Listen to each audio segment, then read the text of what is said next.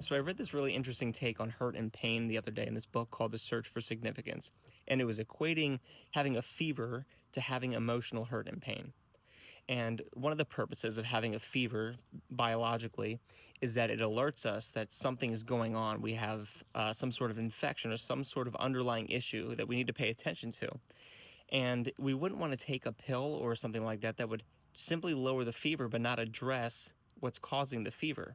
Because if we did that and we never had the fever, we might potentially not address issues that would kill us.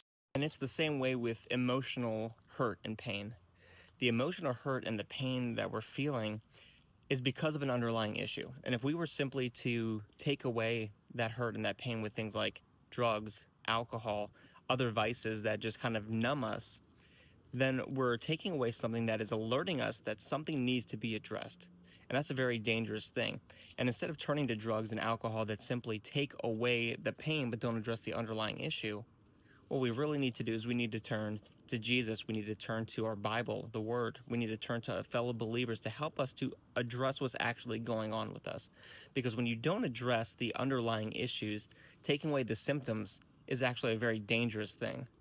So if you're going through a painful season or a time of hurt right now, maybe instead of trying to find ways to get rid of those emotions, to get rid of those signals that's telling us that something's going on, maybe we actually need to sit in it for a moment.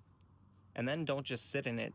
Let it prompt you to do something good. Let it prompt you to prayer. Let it prompt you to talking to somebody. Let it prompt you to turning to God, turning to the Word, and help it lead to something that's actually going to make a productive change in your life.